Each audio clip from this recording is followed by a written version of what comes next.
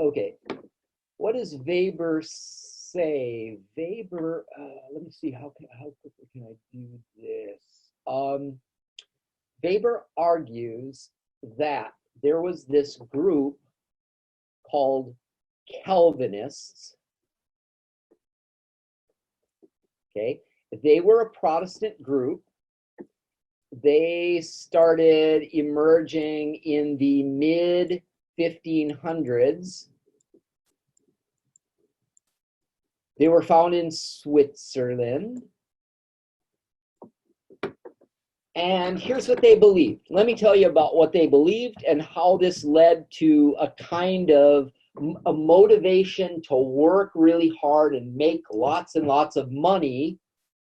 Okay, if we describe capitalism as a system based on maximizing profits, okay, call it a mode of production that aims at maximizing profits. And by the way, that fits perfectly with how Marx characterized capitalism as well. Marx said, you aim as a capitalist to maximize surplus value. And surplus value ultimately comes from the work of the proletariats. Okay, but anyway, here's what the Calvinists believe. Calvinists believe in what's called predestination. I bet people have heard of that before. Some people at least. It's hard to write with this thing. Predestination. Okay. What does predestination mean? It means that God, the creator of the world, this is your belief anyway, when he created the entire world and all the stuff in it, the whole cosmos, right? God is being all powerful, but also all knowing. He is capable of all things and he also knows all things. When he did that, he also created two kinds of people, those that were elect and those that were damned.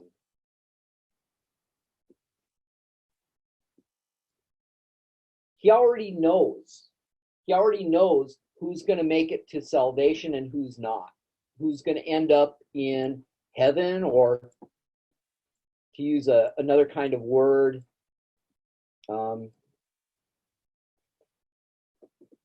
and who will end up right in hell, or as they called it back in the day, or as they call it still in Italian, the Inferno, right? By the way, and the belief was that there were actually very few of these people. Okay, there were a few elect. God already knows it. Okay, so it's a done deal already. In fact, God being all powerful, the source of all things, he actually brought it about. He's ultimately responsible for if you make it into heaven. It's not because of anything you did. It's because God created you as a person who's going to end up in heaven. Okay, so predestination, it's a done deal. Then he also said that God and what God does and what God knows is incomprehensible. You can't know the mind of God. You can't understand God. You can't know what kind of decision God has made about who's going to end up in heaven and who's going to end up in hell. Okay? So you can't know. Finally,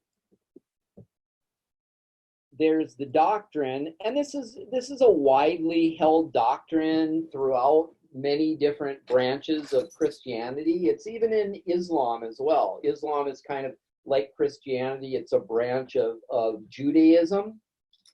So grace basically means there ain't nothing you can do. All the stuff that can be done is God, right? If you, I don't know, if you get a cold, look, that's nothing you brought about. Ultimately, it comes from the Creator, because he created all things, including microbes, the causal processes, et cetera, et cetera. And if you get saved, it's through it's through nothing you've done. Okay, it's through no merit of your own. It's simply a gift of God. That's literally what grace means. It means a free gift. Okay, and there's also nothing you can do. Okay, so the most important thing is there's nothing you can do to earn your way into heaven.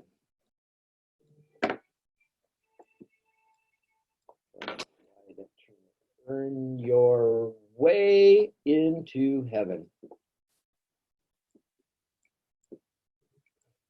Okay, so call this like the typical doctrine of Calvinism.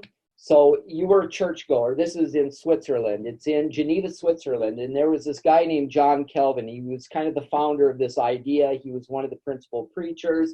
He's up at the pulpit preaching, and he's talking about we have to understand predestination.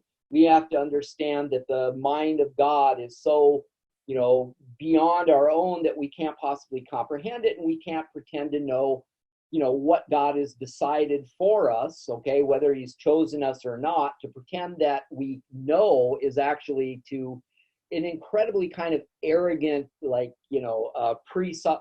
presumption. You can't presume to know what God has chosen for us, and it turns out there's nothing you can do about it. Here's what Max Weber was a sociologist, German sociologist, who was a great historian. He had vast knowledge about the history of religion, developments, the relation between different religions, and he noted that there was a link between economics and religion. What was that link? Here was the link. He looked at, this was the late 1800s. In the late 1800s, where were the wealthiest countries? Where were the wealthiest capitalist countries? England, number 1. United States, number 2. And then a bunch of other Western European countries. Parts of France, parts of Germany, the Netherlands, and so on. So in the United States, oh wow, look at, I'm going to draw the United States. That ain't bad, right?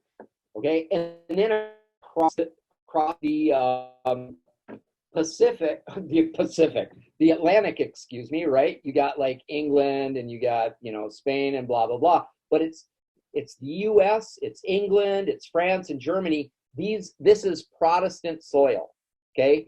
The United States, England, Western Europe, that's where Protestantism is. It's where you find Protestantism that you find the wealthiest countries, okay? And so what Weber said, what is it? What is it about the beliefs of Protestants? And what he did is he said, okay, you could pick out, okay, in the mid 1500s,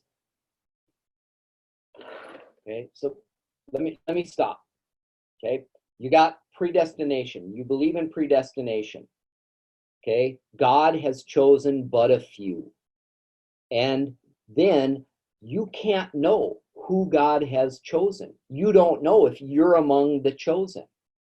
And not only can't you know, but it turns out there's nothing you can do about it. You can't work your butt off. You can't, live a life, just through your own work alone. You can't earn your way into heaven. And what Weber said is that made people incredibly anxious about the afterlife, anxious about their salvation. So they became incredibly anxious about salvation, so anxious that they were dysfunctional. They were paralyzed. They couldn't make it through the day. So they were so anxious about salvation that they couldn't function, and they required some kind of answer. They required some kind of sign that would reassure them that they're okay, that they're among the saved, right? So how do you reduce this anxiety about salvation? What Weber said is one of the ways was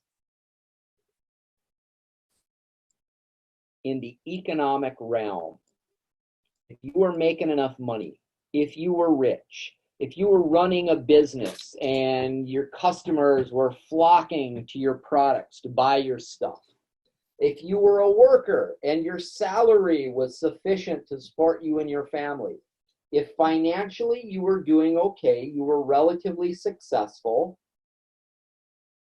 economic success was then taken as a sign of salvation. Okay? Officially speaking, you're not supposed to know, but it's intolerable not to know. You can't function if you don't know. So the idea is you kind of trick yourself into feeling assured. You look around and you go, well, I ain't poor, so I must have been chosen. I ain't unemployed, so I must have been chosen. You see? That, okay, that's a vast simplification. There's kind of a lot more work in parts, and it's a little more, complex and subtle than that, but that's kind of at the heart of the matter. That because there were these sets of ideas, predestination, incomprehensibility of God, and the idea of grace, they worked together to make you a nervous wreck. You wouldn't get any sleep at night until you were able to assure yourself that you were okay, that you were in good standing with God. And the idea was that you got sort of trained or tricked into looking at economic success as a sign. Well, if you think about that, that produces a very powerful motivation to work really hard. So if you're not in economic success right now, if you're not really wealthy, in order to assure yourself that you're bound for heaven, you'll probably work your butt off, right? In order to assure yourself. That's the idea anyway, okay? Look, and it's a controversial idea. As soon as Weber wrote this, as soon as he, sent off the books and people started reading it, and so a lot of them start scratching their head and saying, man, that sounds like far-fetched. That sounds like a really wild idea. Weber defended it, right? People criticized it. And I don't know if we'll have time to go into any of the kinds of criticisms that were raised about this idea, okay? But anyway, there it is. That's the kind of the heart of the what's called the Protestant ethic in the spirit of capitalism. It's Weber's thesis about the origins of capitalism. Let me just point out this. How does Weber's thesis or story differ from Marx's? And the main way it differs from Marx's is it focuses on ideas. Marx said that ideas play a secondary role. Marx put ideas in the superstructure, and he said that ideas derive from or reflect things that go on in the infrastructure. Okay? They justify or they distort or whatever, but they don't ultimately drive or shape society fundamentally. Weber says that ideas, and in particular these religious ideas, they're the primary shapers of this new system. You're going to have a set of ideas that form a work ethic. They're going to drive people to work really hard because they want to avoid this anxiety about salvation. So they're going to work in order to produce assurance that they're in good standing with God. Now there's more to the story, but I'm going to leave that more to you guys to read up on in your text. And you can also take a look at what I have available in my PowerPoints. Okay, so at this point, I'm actually going to go ahead and stop. Okay, if you guys have any questions, you can let me know. Oh, we got another student here. Just kidding. Let's see here. Anybody, you got anything for me? Alexandra, Iveth, Vilma, Hugh, Mo. Alexandra said, I think I'm good. All right. If not, I'll go ahead and stop there. You know, this, if you need to go back, oh God, by the way, yeah, so, let's see, Jessica, I don't know if you'd noticed, but I guess previous to last week, there hadn't been any of the recordings that were up there, so I don't know if you've checked them out, but the recordings should be there. I'm dragging them over from the other section, so if you want to go back and miss something or something wasn't clear and you want to check it out again, they'll be there, and I'll make sure this one is too. So if there isn't anything else, I'll let you guys go. But here is my promise. My promise is to put down a discussion thread, at least one discussion thread. It'll probably be on Marx. There's the homework on Weber, and then I will have another quiz up, okay? I myself, I have my work cut out for me. I gotta grade you guys' stuff, okay? So I'll try to get that done before the next time we meet. Okay, but I'll go ahead and I'll post an announcement and send an email about whatever new stuff I put up there. All right, guys. All right. Well, thanks for patiently sitting there and watching me go through this material. If you got any questions on it, let me know. Okay. All right. All right, well, you guys enjoy the rest of your day and the rest of your weekend, and I look forward to seeing you next week and reading your stuff. By the way, I read some of your stuff on ethnocentrism. A lot of it's very interesting, some interesting anecdotes and views and so on. Sometimes I'll respond to them critically. If I do respond to them critically, don't take that badly. Okay, I'm just responding the way that, you know, I want you to understand the concept. So, all right. Well, I'll leave it at that, and we will see you guys next week.